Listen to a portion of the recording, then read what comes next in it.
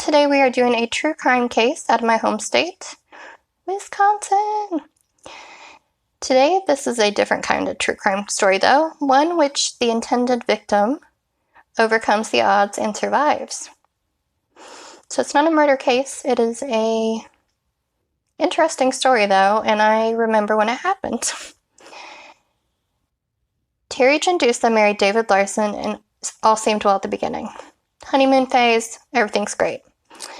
Then reality hit, and she realized he was not the man that she thought she had married. He would yell at her if the curtains were moved, or if the towels weren't folded the way he thought they should be folded. He required her to keep the bathroom door open when she was showering or going to the bathroom, which, side note, ew, everybody deserves privacy. She feared his outburst so much that when she would accidentally break a dish or something, she would quickly clean it up and then sneak it into the neighbor's trash can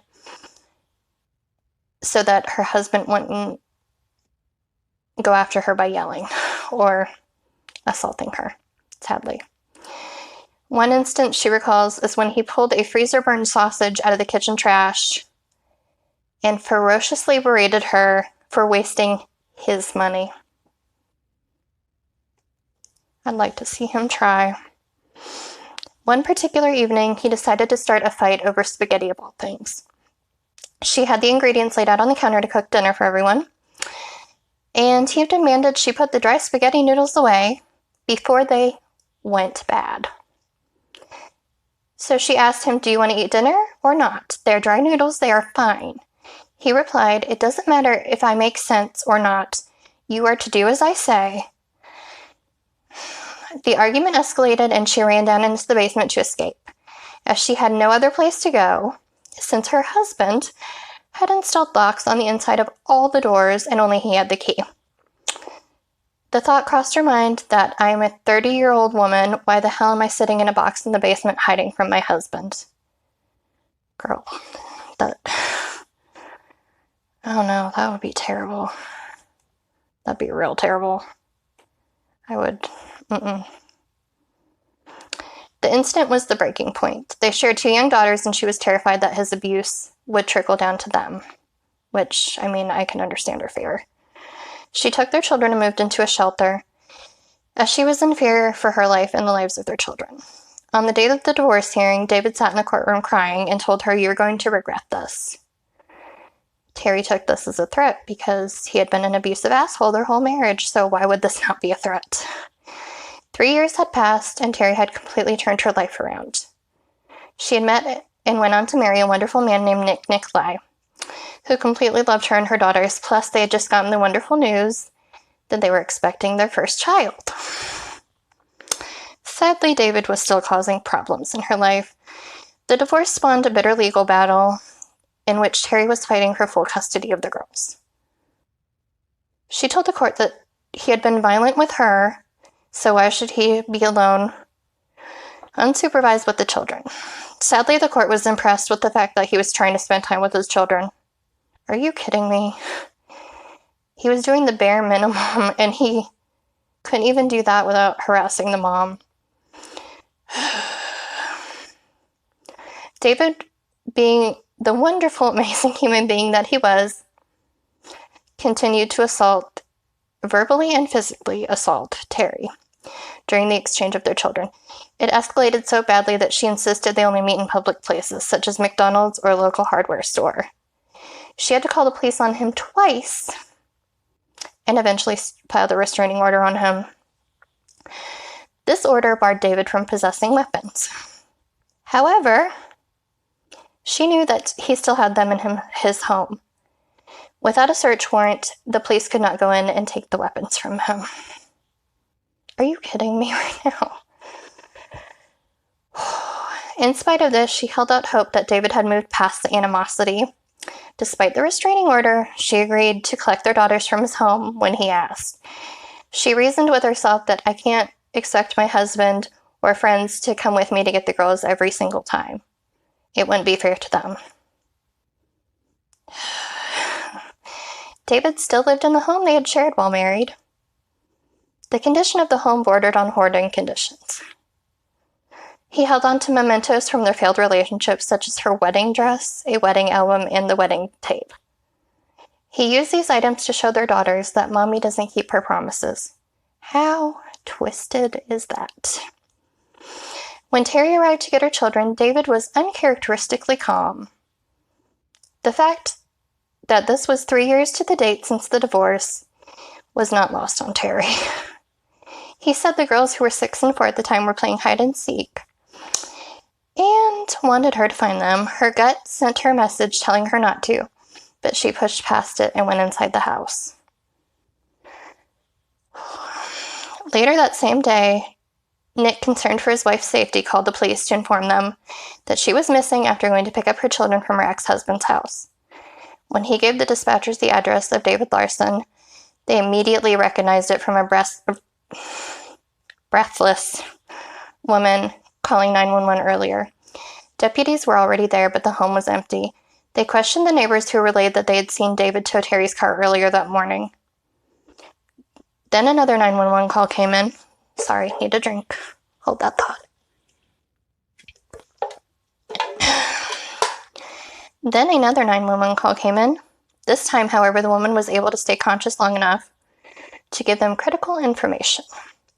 She stated that she was Teri Jendusa Nicolai and that her ex-husband had attempted to kill her, and she was currently in the back end of his green pickup truck. She said nothing about her daughters. Detectives returned to David's home, hoping beyond hope to find the children there. They instead found a pair of black sweatpants, which matched the clothing Nick had described last seeing his wife wearing, along with a large blood stain and an empty handgun case. This escalated the urgency, and the police were now operating under the assumption that Teri had been savagely assaulted and that David was armed. In other words, oh no. Nearly 100 officers were following any and all leads pertaining to this case. Volunteers who had never even met her sprung into action and were searching the unfinished neighborhoods in the basements and homes that were being built nearby for any sign of the young mother. This community was held at bay for 26 hours. When an Amber Alert returned no information about the children, the police went to meet David at his job as an air traffic controller. Really, controller is literally in his job title. The irony. When he arrived at his job, there was no sign of Teri or the children. The police informed him that his ex-wife was missing, and they asked if he would come down to the station to help search for her. Detectives Schmeling and Noose spent the next 6.5 hours questioning David. Right off the bat, David claimed that Teri had never shown up to pick up their children, so he'd taken them to his girlfriend's home before he went to work. Officers went to the girlfriend's, and they were very relieved that the daughters were there safe and sound. The girls, however, reported that they had not seen their mother at all that day. Detective Schmeling was begging him and speaking to him with a huge amount of respect to build a rapport so that David would let them know what happened, because time was of the essence to find Teri alive. Then the detectives decided to drop the bomb that they had found Teri's sweatpants as well as her blood inside his home. Yeah, because you're dumbass and did it inside your house and left a huge trail of evidence. Schmeling recalls that at this point David was beginning to get emotional as the detectives called him out on his lies. David claimed that Teri had attacked him, and he had responded in self-defense. The rest, he claimed, was all a blur. This finally gave the authorities enough evidence to detain him. Thank God. By doing this, officers were able to confiscate his personal property. Sorry, I lost my place. Included in this personal property was a wallet jam-packed with business cards and receipts. Guess what was in those receipts? A business card for a storage facility near his job. They called, and yes, he did have a storage unit there, and oh goodness, he was there that morning. Police officers converged on the storage building and broke the lock on David's storage unit. Officers found Teri in the corner of the unit. Her core body temperature was a mere 86 degrees Fahrenheit. She was within an hour of dying, and tragically, the fetus she had been carrying was no longer viable. David Larson had inflicted so much damage on Teri, including a near-crushing injury to the skull, that the officers worried that if they attempted to move her, they would just cause more injury. So they left her in the trash bin until paramedics arrived for her own safety. Once at the storage unit, Detective Schmeling came to the disturbing conclusion that from his job as an air traffic controller, David Larson was able to look out a window and see the storage unit, knowing his ex-wife was there suffering or dead. How frickin' twisted is he? David had been so sure he could easily kill her and get away with it that he failed to check her for a cell phone. That's what you get, dumbass. He had forced her into a snow-packed garbage can and put her into the back of his truck. He brutally attacked her with a baseball bat while their daughters sat locked in a back bedroom watching a movie and crying because they were hungry. What a piece of shit human you were.